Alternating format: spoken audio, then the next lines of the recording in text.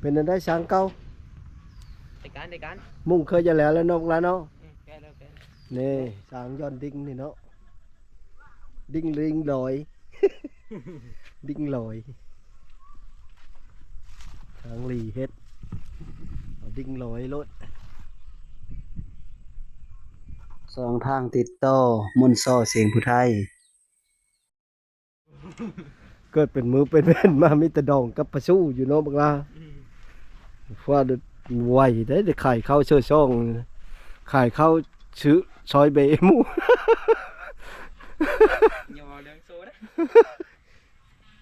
ไวได้ดอกนี้ฮับงานได้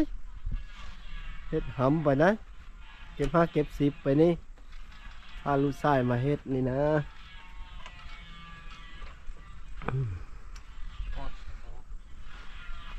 คือไต่ย่องแท้ขากระเตาะเปเสื้อสิโญ่แล้วทุกคนแต่ว่ายังแค่ได้เสื้อข้าวมันสักเสื้อสิโญ่แล้วมาเฮ็ดเฮินเธอสาวโนวาสาวมนลูกเซลกำลังสีเน่งเพกแล้วก็โต๊ะแปรพี่น้องขอกราบสวัสดีและสบายดีพ่อแม่พี่น้องสู้คู่สู่คนวันนี้คอยบ่ม่วนกับลูกชายกับพากันมารับงานก่อสร้างหรือว่าเมื่อมุ่งก็มาโต๊ะเสื้อสิโยเสื้อไม่หอยมันแล้วทำอิดว่าสิบ่เอ็ดคลิปแล้วแต่เอ็ดถ่ายเฮอพี่น้องเบิ่งนำเพราะว่าแล้วตอนนี้เขาก็สิไปรับเฮิรนทราบโบกเฮิรนอีกหลังหนึ่งนะอยู่บ้านปอดนี่ก็คือสังกะสีมันสังกะสี12 ฟุตลูกชายเยอะละพาลูกชายหาเงินก่อนเฮ็ดงานก่อนยันลูกเฮ็ดเฮิรนเฮ็ดซ่านบ่เป็นเฮาบ่เป็นหนังสือเลยยังขี้หลายก็เฮ็ดหันเฮ็ดนี่เป็นก็ยังไข่ได้เฮ็ดเถียงให้เถียงหน้าเฮ็ดเฮิรนเฮ็ดซ่านเป็นก็ยังไข่พาลูกเฮ็ดนี่เป็นช้างแล้วได้ลูกชาย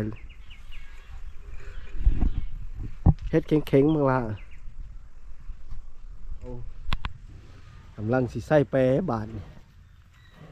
มันลื่นมากเอาทางโกบนี่ไล่ลงละ เล็กน้อยใช่ไหมนี่ ฮะวีดหมดเลยตอนแน่นอยู่แล้ววะ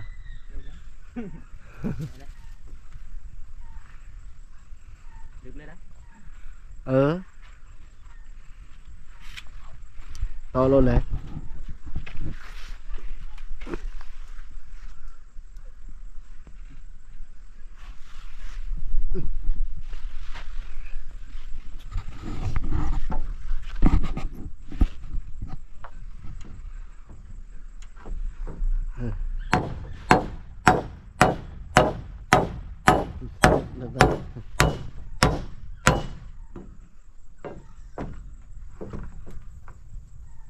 เซิงบ่เฮ้รถเลย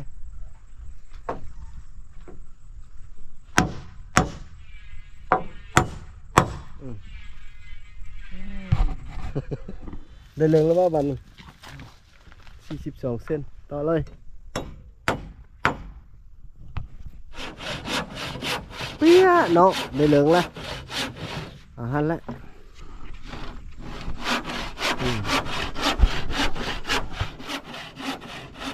มันไม้สั้นพี่น้องว่าเยอะก้อนยาวกว่านี้ก็บ่ได้เพราะว่าไม้สั้นนะโซนทางนี้ก็ดี42 เซนคือกันแหละละป่งกันไป2 แปรต่อไปแล้วก็มุ่งแน่นอนว่าคลองน้ำนี่นะลึกเนาะสางย้อนดิ้งนี่เนาะดิ้งลิงลอย ดิ้งลอยทางลีเฮ็ดเอาดิ้งลอยรถเอาเล็กจะปลาเอ็ดดิ้งรถบอกว่า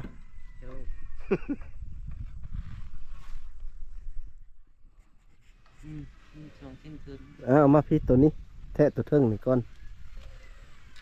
ตัวกลางนั้นโบเกลแทะตัวนี้แหละตัวนี้ก็มันได้ตัดเท่าความมู่เพราะว่ามันสิคำหลังเทิงนั้น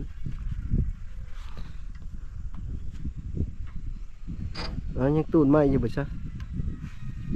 42 เส้นนะได้ มีได้อยู่ ฮะได้สางเก่าเอ้ย แทะมึงข้างแหน่เด้เป็นอะไรฮะพอดีบ่ซ้ำกันบ่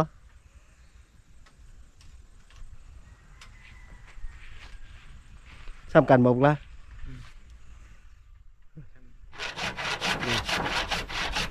สางเก่าเฮ็ดเลย ยองเลยจะหาดอันหนึ่งนะผู้เจ้าเพิ่นก็ดีสาโนว่าไม่ให้เฮิร์นเขาสาโนว่ามันเหล่าจางได้ ล้านหนึ่ง ท่านได้เสียท่านได้แล้วสนใจเลย ท่านได้แล้วสำจ่ายเลย พักกินข้าวเทงสิซื้อโอ้พลึกเล่งงานพลึกอะไร เดียวแล้วนะ จักแล้วบ่แล้วเนาะทำละจะคันมุ่งกว่านี้นี่เลยสาได้เกณฑ์ซิโยกับเกณฑ์แปรนี่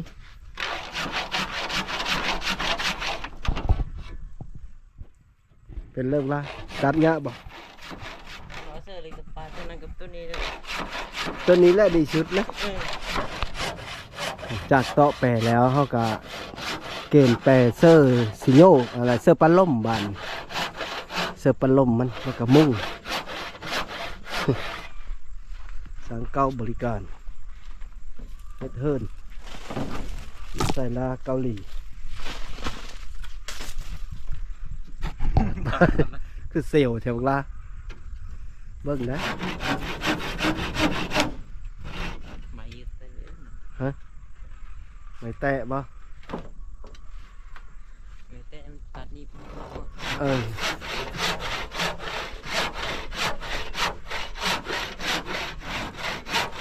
เอาไปล่มแพทย์เบิ่งดูฮันมันเสริงกันบ่เอาไปล่มตัวอีพอยืนขึ้นไปนะแพทย์เบิ่งดูบ่อนตัวตัดกับอันส่วนเป2 เส้นตัวอยู่ห้ามไปอยู่ฟ้านั้นละแม่นแล้วนะอะไรได้เลยแล้ว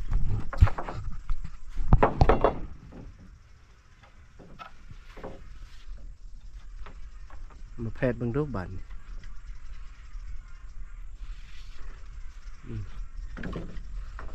แพทย์ทางนอนแน่นั้นแหละเอามาเสมอกันมึงดู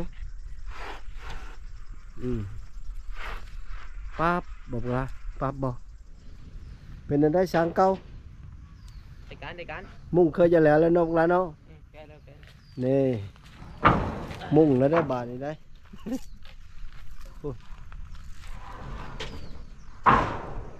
ช้างเก่าบริการมุ่งเฮิร์นมุ่งห้องนำ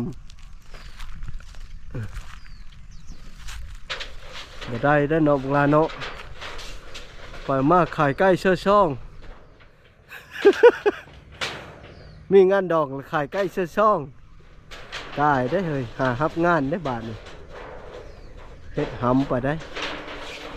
ถ้ากินน้ำสองมันบุกุ้มนะ ข้าวได้บาทนี่นะดองบดคู่มืองานคู่มือฮาวาละหาเงินเสื้อช่อง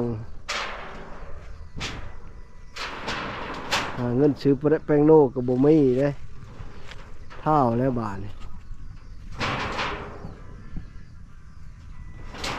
จัดไป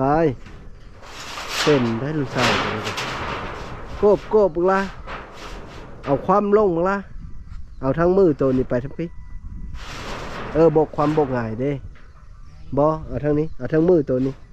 ความลงโอเคปีนลงอย่างนั้นแหละ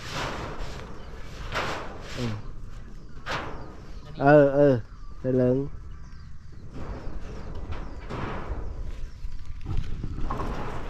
โยโยเฮ็ดข้างในได้ ไม้นั้นไหลได้เฮิรนไปง่อยก็ไม่ได้เตาะตะปูจังไว้ เย็นพูดนะ เฮ็ดข้างในได้หัวหน้าเอ้ย หัวหน้า ตรงนี้แล้ว เออ คนทั้งนั้นขี่ไม้ลงไปเลย แน่ หัวหน้าสางเปลงปลางลงมานี้บ่ได้ได้ เคยจะจบแล้วนะยังน้อยเดียวหนึงยังประมาณ5 แผ่นโอเคดึงเลยพอดีคำพอดีตอนนี้ก็ถือว่าสำเร็จพอดีเป็นอะไรสางเก้า มาถามมึงดูสัมภาษณ์มึงนี่ เฮ็ดต่อบริเนเลยฮะ เอามาลงไปซื้อ เฮ็ดต่อบ่คุมวิทย์นี่ห้องน้ำนี่ ไม่ใช่ห้องน้ำนี่นะ หรือว่าไปเฮ็ดงานบ้านนปอดก่อนเนาะ เฮ็ดงานโปรดโปรลิง ว่าแตะเมยบ่หรือแนวเลยทำงานนี่ ธรรมดาลงเอามือนะเอ้ย ธรรมดาเนาะแม่นเลยสางเก่าเฮ็ดคักแน่ได้ต้อยเอาได้นั่นพวกละอันนี้หมายอันตัวเฮาเน่งเพกนี่ต้อยเอาสิ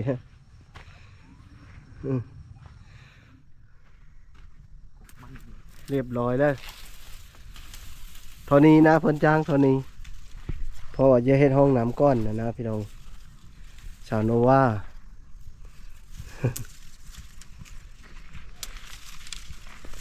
มันได้บ่เอาไหมมันต้นงัดเหล็กตะปูนี่แต่เก้าสิบุเคยได้ทั้งละโย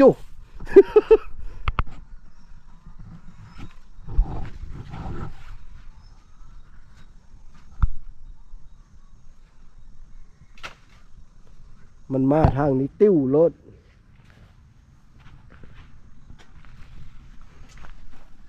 ในได้บานนี้เมื่อบ่ เดี๋ยวตับโป่งแล้ว นี่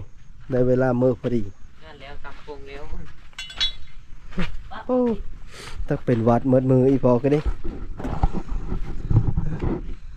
มาเฮ็ดห้องน้ำอันมุ่งหลังห้องน้ำหรือว่า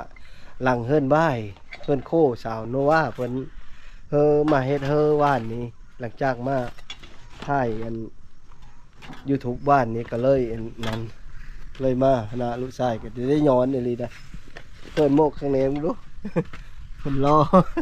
เพราะผมยุ่งกับตุ่มอยู่รอมาเสร็จ โยยุ่งกะยามมันแล้วเอ้ยคนเฮ็ดเวะเว้าเนาะสุดท้ายก็ขอขอบอกขอบใจนำพ่อแม่พี่น้องท่านผู้ชมเนาะ ก็ขอให้อยู่ดีมีแห้ง โชคเคอร์มานโชคเคอร์มานเฮาลำเฮาโรยสุขุสุคนเด้อสบายดีบุล่ะสบายดี ไปตะปูนกับเป็นเขา จะต้องกินพร้อม เปล่าเนาะ ส่งแล้วบ่อันเล็กจะปะไปเลยนะเฮ็ดกินไปแล้วต้มปลาไปเสื้อราชโนวานะเอาเลยอาบน้ำเลย หน้าเล็กตะปูเลยนะไว้นี่เด้อไว้รอเข็นนี่อันนะอันเย็ดเถอะนะละบ่เด้อโอเคจะขอบใจหลายๆเด้ออาบน้ำอยู่ห้องน้ำฮัน ไปเมื่อเวลาเฮา ขอบใจหลายๆเด้อปูเด้อเฮ็ดกินแซ่บๆเว้นนี้ โยป้ายเอาเหรอวะ ฮะ ป้ายเอา บ่มันหนักมีตกเนาะ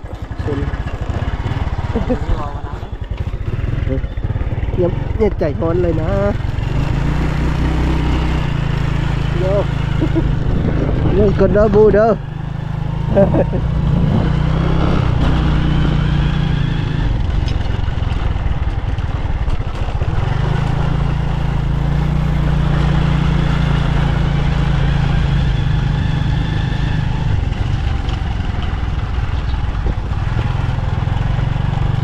เจ้ารถขอน้ำลาย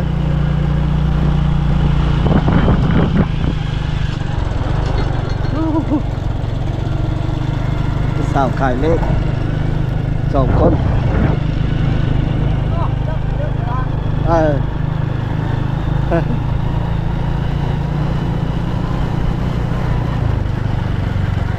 คำเมื่อกลับเมื่อเฮิน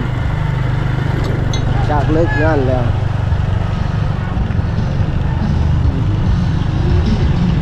พี่น้องเดินทางน้ำโอ้พิธาที่ท้องดาว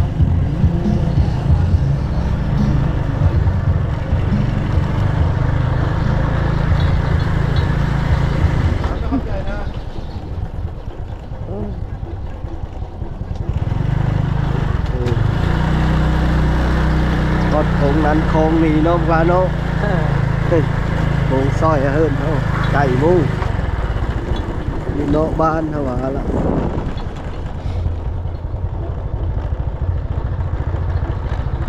บรรยากาศงามคำครับเมื่อเฮิรน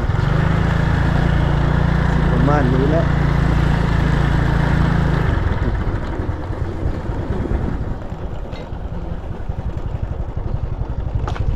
เติมไปเซ่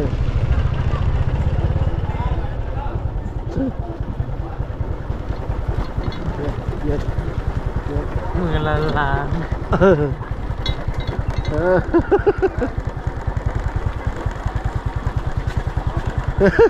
อีฟ้ากินไปเลยอีฟ้า